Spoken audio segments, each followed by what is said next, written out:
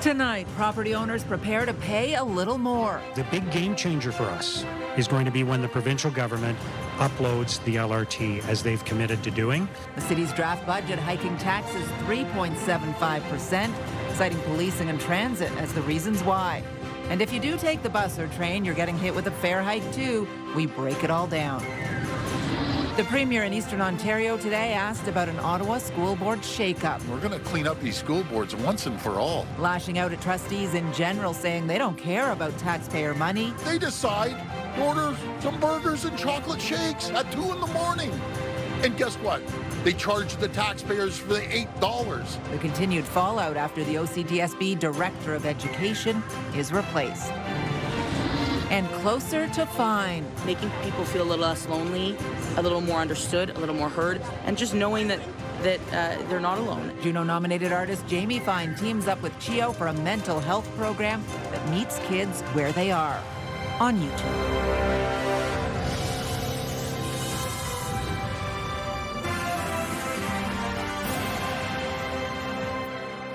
Good evening. Ottawa residents are getting a first look tonight at how much more they will be paying in property taxes next year. The mayor tabling the draft budget today, which includes higher fees for homeowners and a transit fare hike. So let's get straight to those numbers. The draft budget includes a 3.75% property tax hike, which would add $166 to the average property tax bill. The city might have been able to hold things below 3% if not for transit and policing. The transit levy set to increase 8%. The budget also includes a 5% increase to the police budget, the largest in years. But the pain doesn't end there. Above the tax hike, homeowners will also be paying an average of $47 more for water and $25 more for garbage services. It all adds up to, on average, an extra $237 a year. And that transit levy alone will not cover the entire OC Transpo budget. Transit users will also be paying higher fares next year. CTV's Leah Larocque joins us now with more on this. Leah.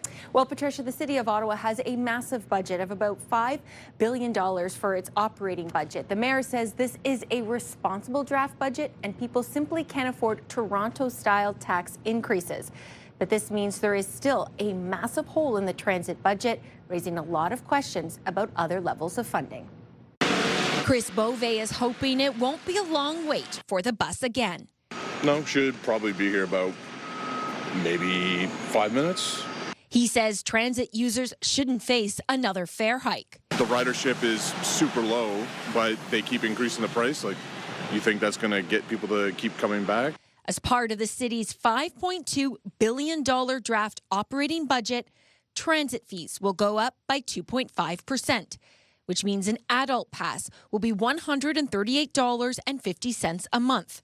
And the cost of a single ride will jump to $4.10. Other major cities in Canada are charging less for more service, so it's not great. They don't want to raise taxes, so it's going to have to come from somewhere. But the $938 million transit budget has a $47 million hole. We're going to continue to work with other levels of government on attracting the investment we need for public transit. The mayor says a big savings for transit will come when the LRT is uploaded to the province, but there is still no timeline on when exactly that will happen. Just like last year, I don't think that we're going to see a white knight come in form of other level of government help.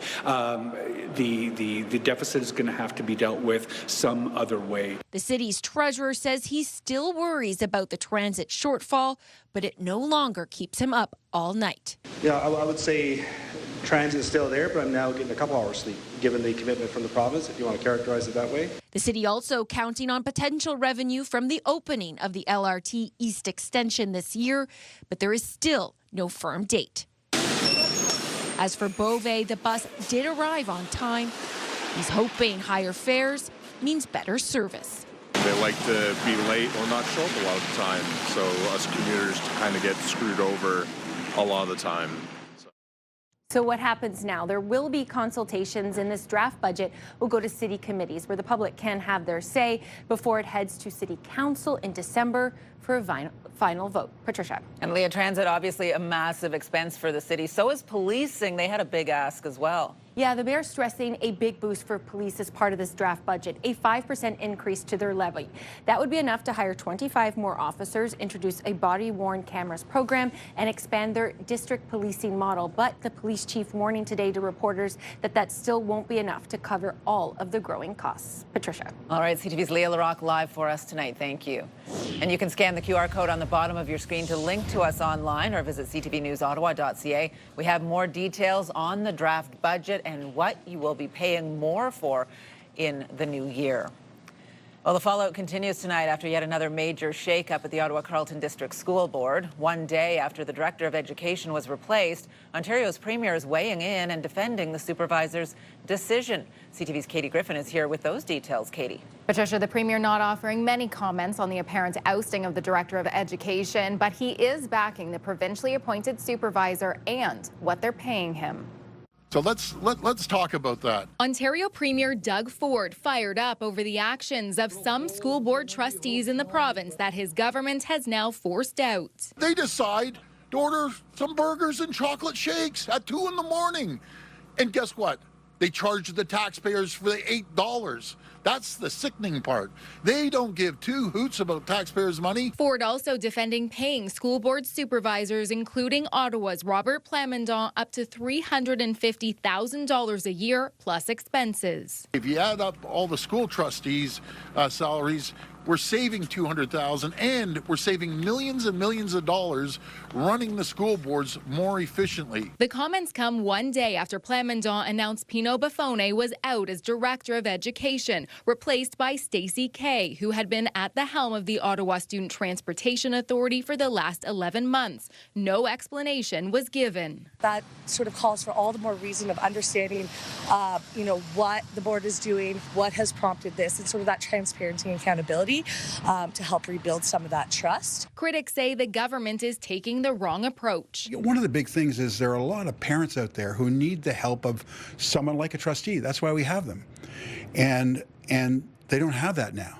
They can't go to the supervisor. They can't go to the minister. You can't run every school in Ontario from some office in Queen's Park or downtown Toronto. And we have reached out to the school board and the province about why Buffone is no longer with the board and have not received a response. Patricia? All right, CTV's Katie Griffin live for us tonight. Thank you. Welcome. Well, police are warning Ottawa residents about a high-risk offender who has been released from prison and is now living downtown. CTV's Stefan Keys joins us now with the details on this, Steph. Yeah, Patricia, here are some of the facts. 64-year-old Christopher Watts was convicted of manslaughter, sexual assault, and sexual interference in the death of a teenager at his Southern Ontario home more than 2 decades ago. He's now living in the Rideau Vanier area. Police are releasing his photos, saying he poses a risk to the community, particularly women and those under the age of 18. He was found guilty of the following. In 2001, he gave a 13-year-old girl drugs in his Kitchener area home, which put her into a coma. He then sexually assaulted her, and she later died at the scene. Watts was sentenced to 12 years in 2003, and since then has been in and out of prison for multiple breaches of his release conditions, including interacting with girls under 18 years old. He is being monitored by the Correctional Services of Canada as well as Ottawa Police. He is not allowed to be within 50 meters of schools, parks, and swimming pools, and is banned from consuming drugs or alcohol. Police say anyone who is aware of potential breaches to Watts' conditions should not approach him and instead contact the Ottawa Police or call 911 in case of an emergency. Patricia. CTV's Stefan Keys live for us tonight. Thank you. Still ahead, a centerpiece of the National Remembrance Day programming in Ottawa. This talented group joins us for a very special edition of Team of the Week. That's coming up. Well, here's a live look now through our Centennial Glass Sky Cam. 0 degrees out there right now. A bit of a frosty evening as we get into a jolly frosty season. Our first check on the weather comes from Jackie Perez, who's out at a tree lighting tonight. Jackie. Yeah, I had to do a double take, Patricia. I'm like, are we already there that time of year? And the answer is yes. The first one to kick all things off is the one at Glen Cairn Tennis Club and Park. So live music is happening right now. It's already kicked off. If you are coming down, the tree lighting is at 6:30, so still time to head on down here. Taking a look at the conditions, much milder than what we have seen the last couple of days. I know that the wind chill has been a factor, but right now it is a comfortable sitting around the freezing mark. Around the midnight hour, it's going to be about -1. Still a chance of flurries moving through. And then in the morning, if you head out the door at 7 a.m., it is going to still see the flurries lingering perhaps. However, by the time the afternoon rolls around, it's going to be mainly cloudy skies. I'm looking forward to that 4-degree daytime high. Right now across the region, we are sitting around the freezing mark. If you are close to Kingston and Trenton, it's a warm 5 degrees, and I say warm very lightly. 2 degrees in Kemptville as well as Montreal.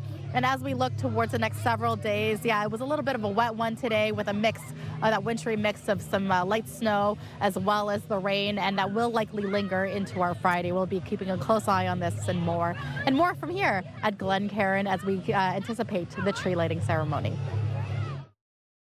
Well, turning now to an update on a story we brought you over the summer. A police officer's use of force in a heated altercation in Smiths Falls has been deemed necessary and justified. This after footage showing the officer dragging a handcuffed woman from the back of a police cruiser sparked outrage in the small town. CTV's Austin Lee is following this for us today and joins us with more. Austin.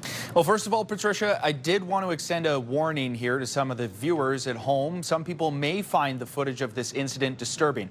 Now, the Cornwall Police Service was tasked with investigating the officer's conduct, and in the latest Smiths Falls Police Services board meeting, Chief Jody Empey said the internal report that she was sent by Cornwall Police found the use of force was reasonable. 5 months after this incident in Smiths Falls, when a woman with her hands cuffed behind her back was dragged from the back of a police cruiser before an officer forced her face into the pavement, that officer has been cleared of any wrongdoing. I support my officers in this incident. The woman was arrested after a reported assault at a home and later a disturbance at a business. Cornwall Police investigated the Smiths Falls officer's use of force. They had full access to all our cameras. There was in-car cameras at the business, body cam footage from an OPP female officer that was involved as well. It was determined the use of force was justified. Everything that led to him pulling her out of that car and ensuring that she stopped assaulting them. And it's never pretty, but it's the reality of policing. And some people won't like it, but unfortunately, that's the reality of the world in which we live. The woman involved facing several charges, including 2 counts of assaulting police after allegedly spitting repeatedly and kicking in the back of the police cruiser. I thought there was a better way of grabbing somebody than the ankles. I thought that was kind of rough. But the incident at the intersection of Main and Beckwith Street back in June has stirred up concern in the small town. I was taken back when I seen it. I thought, wow, that's harsh. As part of its report, Cornwall Police suggesting officers in Smiths Falls purchase spit hoods. They just are put over the suspect's head, and you can breathe through the hoods, and it just prevents police or anyone in close proximity to being spit on. Chief Empey says the woman's case remains before the court. Now, the Smiths Falls Police Service did not respond to our request for comment. On top of the 2 counts of assaulting police, the woman involved is also facing 2 counts of mischief under $5,000, 2 counts of failing to comply with probation, and 1 count of both causing a disturbance and uttering threats. Patricia. CTV's Austin Lee live for us tonight. Thank you. We do have extended coverage of the investigation's findings in that Smiths Falls arrest. There are more stories online at ctvnewsottawa.ca. Well, a groundbreaking happened today on a battery energy storage system here in Eastern Ontario. It will be the largest in Canada. 2, 1. Premier Ford, flanked by his energy minister and leaders of the Algonquins of Pikwanagan First Nation, putting the first shovels in the ground this morning. The facility, called the Skyview 2 battery energy storage system, will be built in the community of Edwardsburg Cardinal, about 80 kilometers south of Ottawa. We are not just building an energy storage facility, we are building a future, one powered by clean energy guided by partnership and rooted in the enduring strength and vision of our people. The project will be developed in partnership between an energy company and the Algonquins of Pikwakanagan First Nation. It's set to open in 2027 and will store enough energy to power 400,000 homes when needed. Meantime, the federal government is now accepting applications to turn a massive 18-acre government-owned property in the Alta Vista area into housing. The site is at 1495 Heron Road. It's expected to accommodate around 1,100 homes and is prioritized for affordable housing. The property was added to the Canada Public Land Bank and made available for redevelopment last year. Well, to Hamilton, Ontario now, where a man is facing charges after allegedly stealing a public transit bus last night. Police say he took the bus on a joyride.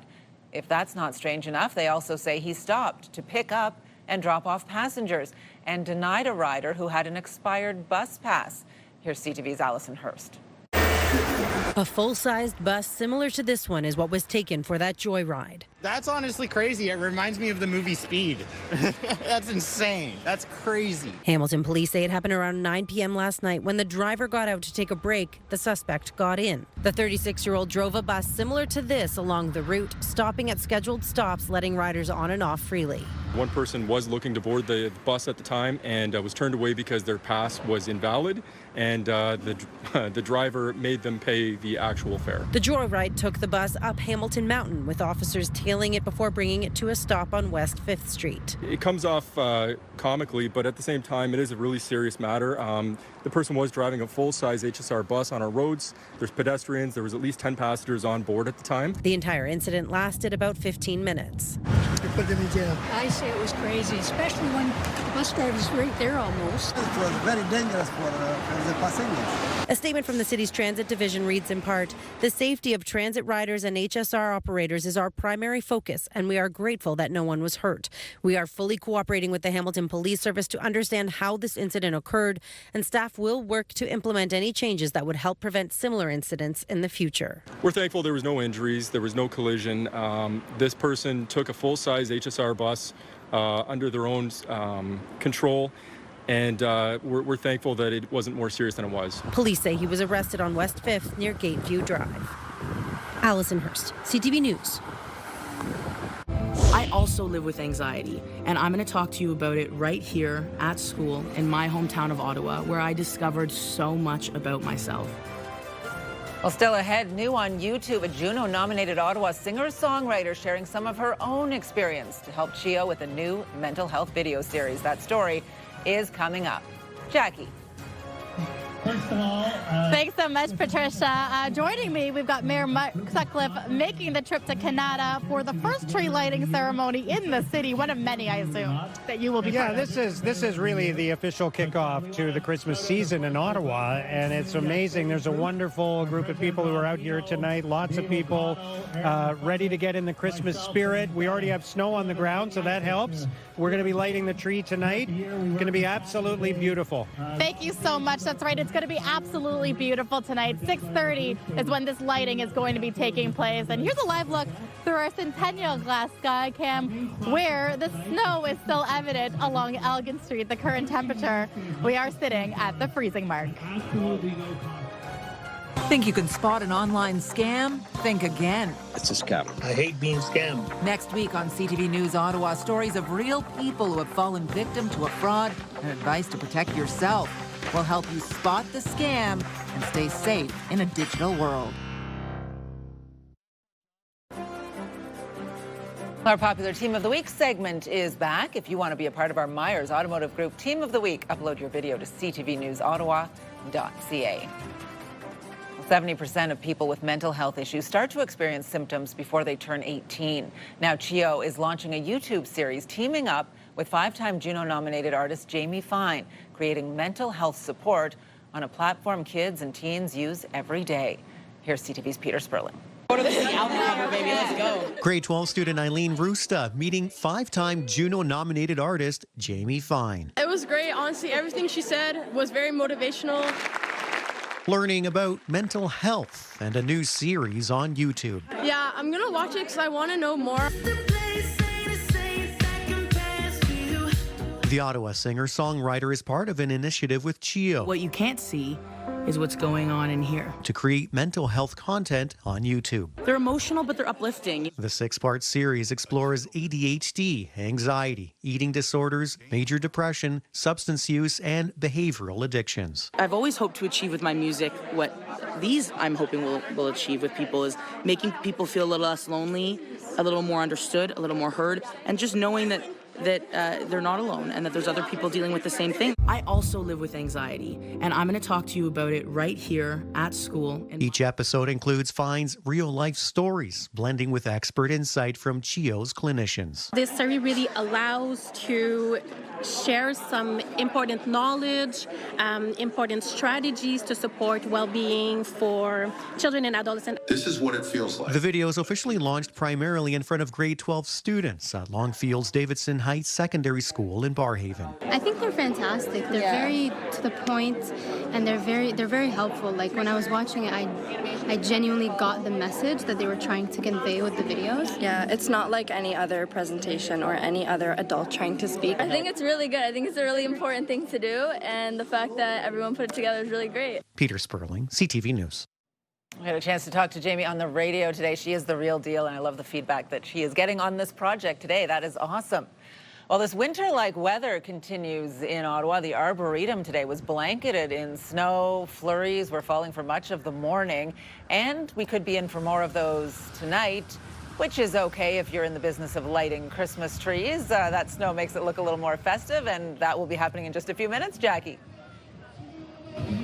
Yes, and everyone here, Patricia, is very excited for the first tree lighting ceremony in the city. We're hanging out at Glen Cairn. If you're coming down, there is still time. It's going off at 6:30, but it is going to be around all season long. The enjoyment of this tree light all lit up for the holiday season. If you are coming down, the rain has been a little bit on and off, a little bit of flurries as well, but pretty decent conditions here in the area. About freezing mark is what we're experiencing. We saw a daytime high about 2 degrees, and the thing is I would say we were out yesterday. This seems a lot more manageable compared to the wind chill that we experienced yesterday. So overnight conditions still sitting around the freezing mark. Chance of flurries will carry us into the early part of tomorrow morning, but we are going to warm up to a daytime high about 4 degrees. It will be windy though by the afternoon with wind gusts up to 40 kilometers per hour. Mainly cloudy is what's in store for the afternoon, and here's a closer look at where we can anticipate the snow versus the rain here in eastern Ontario. So Thursday morning, close to Hawkesbury and Cornwall, a little bit of that freezing rain and light flurries. Down by Kingston as well as Belleville, you'll see a lot more rainier conditions as temperatures do tend to be a lot warmer down by the lake. Then by the afternoon and the evening, it's going to be mostly cloudy skies. It might linger a little bit for Friday morning for parts of the valley as well as parts of Ottawa, but for the most part, we are anticipating mainly cloudy conditions as we head into our weekend. A closer look at conditions around the region for overnight lows sitting around the freezing mark, -2 in Bancroft, 1 degree in Kingston, and Mont Tremblant sitting at -2. Meanwhile, Montreal, cloudy, 2 degrees the daytime high, or for the daytime high as we look towards tomorrow, about 3-4 degrees is really for most of the region. A little bit of those flurries to start us off in the morning, but for the most part, we are anticipating mainly cloudy skies for the majority of our Thursday. Taking a look at across the country now, 6 degrees in Halifax, mainly cloudy skies. As we look towards here in Ontario, about -1, -2 for most. Windsor at a warm, I should say, 7 degrees, which is what we're seeing in Calgary, as well as Edmonton. Temperature still on the plus side, a nice 11-degree temperature for our friends in Vancouver. Now here's a look at our 7-day forecast brought to you by Davidson Hearing Aids. And Davidson Aids, visit their website to nominate someone to win the gift of hearing. Now, as we can see here, Thursday, 40% chance of rain showers and flurries. 3 degrees is our daytime high. Friday is going to cool down a bit, and then Friday into Saturday, -7 going into our Saturday, where we will finally see lots of sunshine. So, Patricia, a little bit of rain, a little bit of snow, but then we'll get sunshine by the time Saturday rolls around. If you can't make it here tonight to the Glen Cairn tree lighting ceremony, you can still check this out throughout this season. We are minutes away from the official tree lighting, and we will be on hand for that. So 6:30, tune in. We'll see you guys in a bit. Look forward to that. Thank you, Jackie. Coming up, the Northern Lights put on a beautiful display in Canada, including right here in Ottawa, and you have a chance to see them again tonight.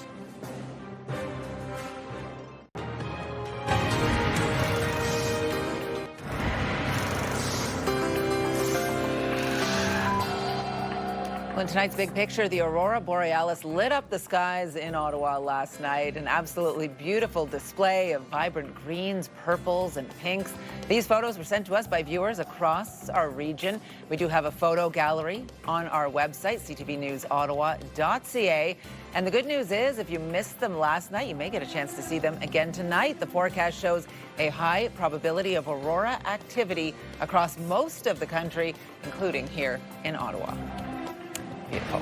Well, now some other stories you need to know right now. With the snow arriving earlier than usual this year, many families are getting out the winter gear, and the Snowsuit Fund is helping families across the capital. CTV's Steph Keys joins us now with the details on this and other stories. Steph?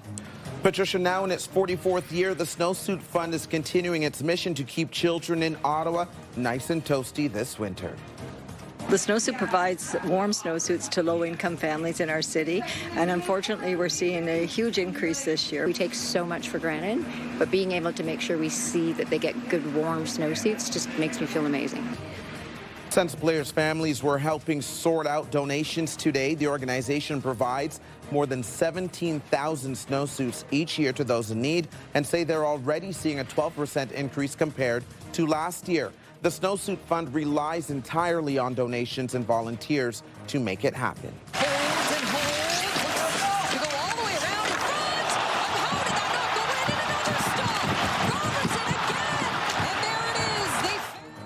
For the fifth time in 6 games, the Ottawa Senators played some bonus hockey last night, going to overtime against the Dallas Stars.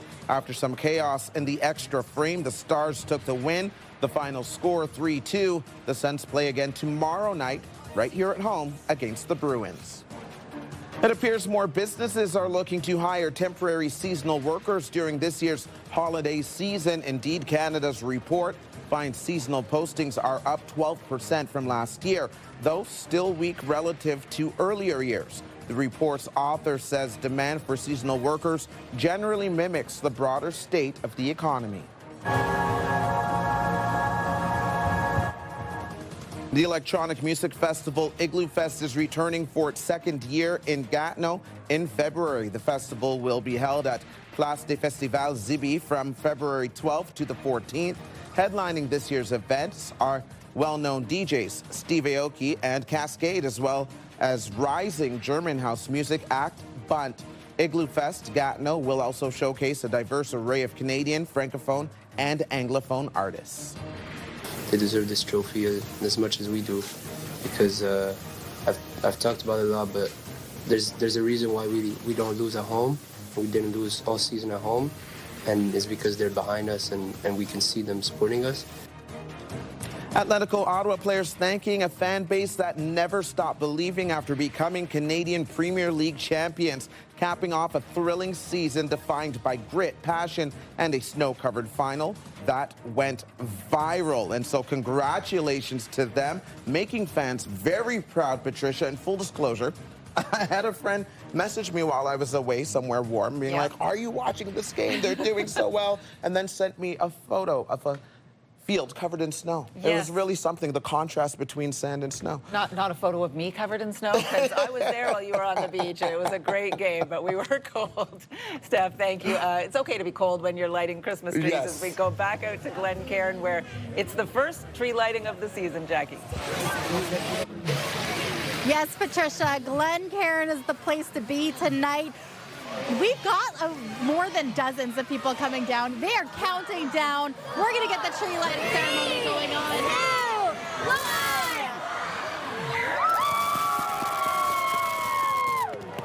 How beautiful is this? And this is from help with our sponsors, from the Glen Cairn Community Association's sponsor, Neutralon, who helped with all these lights. 6,000 lights is what we have here We also have a secondary tree. And who's going to help us out with this? We've got one of the association members. We have Aaron McClement here. First of all, congratulations on the 13th year for this. Thank you. Tell us about the lights. You got 6,000 here. It's very impressive. We have 6,000 lights just on the big tree. And I'm not sure how many on the second tree. That's okay. It's very impressive. But what really warmed my heart is hearing the story here. We come every year. This year, I mean, you were up at the crack of dawn, baking, what is it? 800 cookies? Oatmeal chocolate chip cookies. And you also had gallons upon gallons of hot chocolate. 20 gallons of hot chocolate that we go through every year. So I've probably made over 10,000 cookies since this has started. Just talk about, it's a wonderful event, and I just see everyone behind me right now really enjoying this evening. What a way to kick off the holiday season. What does this mean to you guys? Because this association, this community association came together to really just bring some light and some joy into the Canada South community. It's just community. That's all it is. We have a great community in Glen Cairn, and it's just a nice way to kick off the Christmas season. How crazy is it that we've got snow on the ground, we still got some fall colors on one of the trees, but now you have the tree all lit up in beautiful Christmas decor. It was perfect. I was so happy to see the snow on Sunday. Oh my goodness. And I'm going to tell, I have a big group here. What do we think of the lights? This is the first of the season. They're honestly beautiful. I love the lights. I personally think it's amazing. It's a beautiful work of art that the city has put together. Okay. Well, thank you guys so much. Yes, a beautiful work of art. And this is not the only tree lighting that's going to be happening all throughout the next few weeks, but it is the first. So thank you so much to Canada for welcoming us here. We will be hanging out for a little bit. Santa is here, I'm told. We've got live music, so the party's going strong for the next hour or so. Patricia, we'll take it back to you in the studio. Some well-behaved, well-spoken kids as well. Jackie, thanks so much. It was a worrying situation because the meter kept running, and it's like as if I'm being scammed out of my money. Well, still ahead, no one wants to pay more for gasoline than they have to. One driver says he was shocked when he stopped fueling and continued to be charged. That story's coming up. Get the latest live local breaking news. Sign up now for our morning and evening CTV News Ottawa newsletter. The best local content from CTV News, Your Morning Ottawa, and News Talk 580 CFRA. Get it all in one place. Sign up now at ctvnewsottawa.ca. The CTV News Ottawa newsletter is brought to you in part by CAA Business.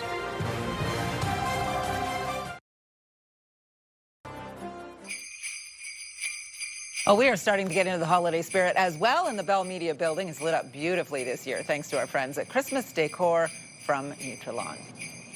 Well, many of us are trying to watch our money these days, and now you may want to keep a closer eye on the gas pump the next time you buy fuel. An Ontario driver says after he finished pumping his gas, the meter kept running. Here's CTV's Pat Foran.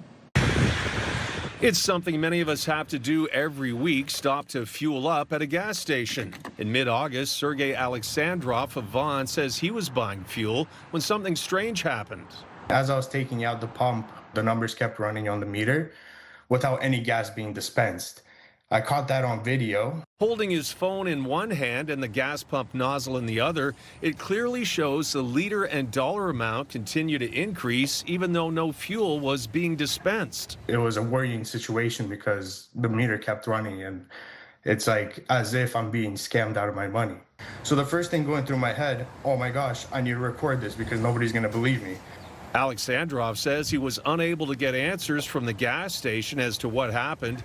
After 2 months of questioning customer service, he was offered a gift card and a refund of his gas purchase. He feels he was overcharged less than 50 cents, but is concerned it may have happened to other customers as well. But what was going through my mind is all the people that pumped the gas before me, how many extra overcharge did they collect from that? It's clear that the machine is malfunctioned. And machines don't normally do that, but when they do, they can make awfully big mistakes. Gas expert Dan McTagg says he doesn't suspect foul play or tampering. It says it appears the gas pump had a mechanical failure. He says pumps are monitored for accuracy and that something like this happening is very rare. but they are state of the art and they don't normally make mistakes.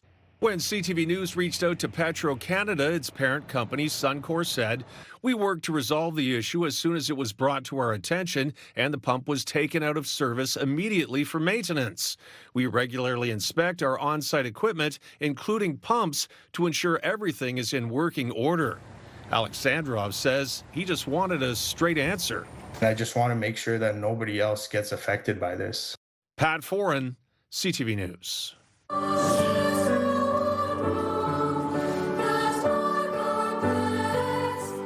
Well, just ahead, we meet our Myers Team of the Week. We'll be joined in studio by the Ottawa Children's Choir.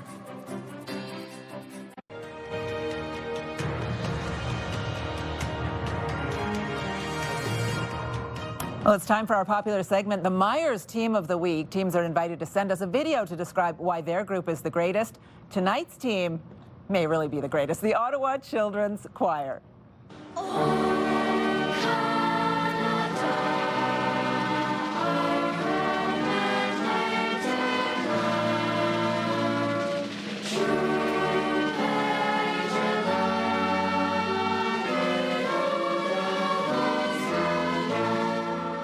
Well, how many of you out there like me were watching this yesterday? They sang the national anthem just beautifully at the National Remembrance Day ceremony right here in Ottawa, as they do every year. This is one of the premier children's choirs in Canada. They frequently sing at the Senate and National Arts Centre. They also perform at the Canada Day celebrations in Ottawa. They sang at the 100th anniversary of the Battle of Vimy Ridge in France. And the choir members are joining us now in studio. It's been a busy couple of days for them. Chiang Mai is here. How was it yesterday out there? It's such an honor and like a privilege to be able to be there on such an important event. And we're all so grateful for that. Yeah, it looked really, really cold. Was it cold? Really cold. Yeah. Dan, how does that affect your singing voice when you're standing outside like that? Well, because you're cold, you kind of start trembling around. Yeah. And it starts, jumping up and down for some reason. And yet you sounded wonderful. Of course. Yeah, love it. Caitlin, what is that like when you're joining dignitaries like this on what is a really special day in Ottawa? Well, as Chinmay said, it's an honor, but we feel like really welcome to be there as we have been invited. But yeah, it's quite the experience to be able to participate in the ceremony. It's pretty relaxing being in here in studio, just a TV studio, after being there with the Prime Minister and everyone else. And you guys are getting $1,000 in order to be able to continue with some of your performances. You're going to Quebec City, is it, Estelle? Yes. Yeah. The money is going to be used to fund our tour to Quebec City later this year.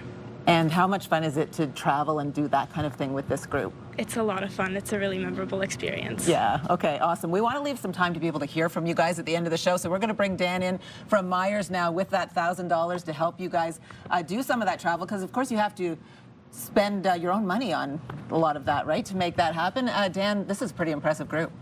Extremely impressive. I watched you yesterday, and it was fantastic. So congratulations. Thank you for bringing us music to our community. It's outstanding. Love it. On behalf of Myers Automotive Group, I want to present you this check for $1,000 and sincere congratulations from all the group. Make us very proud to be part of the Canadian group along with you. I'm going to hold this check for you. You guys can get your hands on it too if you want, because this is your money. You earned it. And of course, for you out there, if you want to be a part of our Myers Automotive Group Team of the Week, upload your video to ctvottawa.ca. Hey, guess what? What? Sens are going country.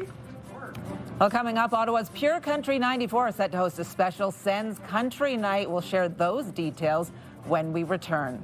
Jackie. Thanks so much, Patricia. Not only have Councillor Alan Hubely here, I also have Santa. Santa. What is this? This is the awesome list.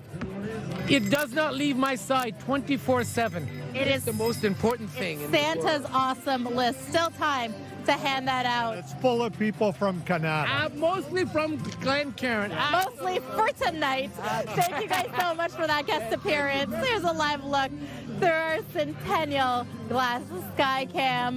The rain has stopped, but you can't quite tell from our Centennial Glass Sky Cam. Current temperature is sitting around the freezing mark. The good news is that we are taking a little bit of a break from the light drizzle that we've been seeing steadily throughout the last hour or so.